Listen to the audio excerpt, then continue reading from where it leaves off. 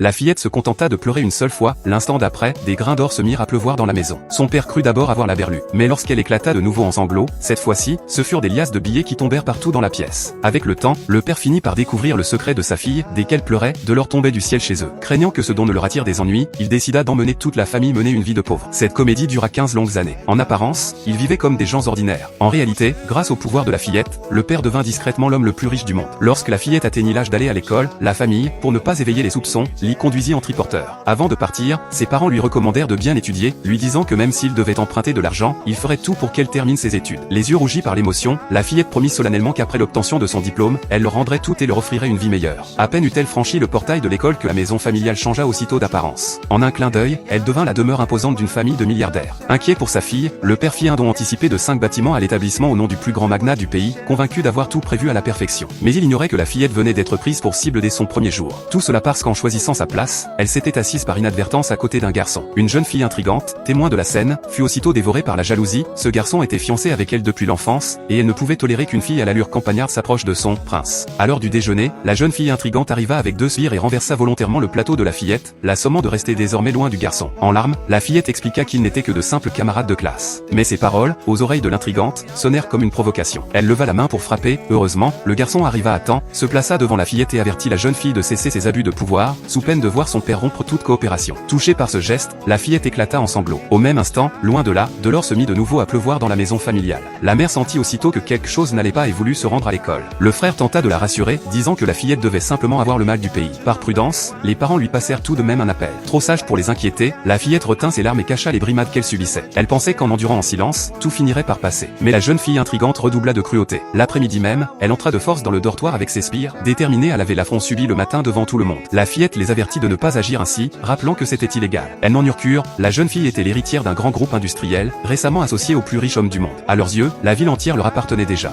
Sans hésiter, l'intrigante saisit un bâton et l'abattit violemment sur la fillette. Un cri déchirant retentit, tandis que, chez le milliardaire, l'or se mit à tomber de façon frénétique. Cette fois, la quantité était anormalement élevée, la famille comprit aussitôt qu'il s'était passé quelque chose de grave. Convaincue que sa fille était en danger, la mère partit immédiatement pour l'école avec des hommes. Sur la route, la pluie d'or s'intensifia encore, au point que des grains tombèrent même dans la voiture. Les parents, le cœur au bord de l'explosion, n'osaient imaginer quelle souffrance leur fille endurait pour pleurer à ce point. Pendant ce temps, afin de détruire définitivement l'image de la fillette aux yeux du garçon, la jeune fille intrigante sortit un poignard, prête à lui défigurer le visage.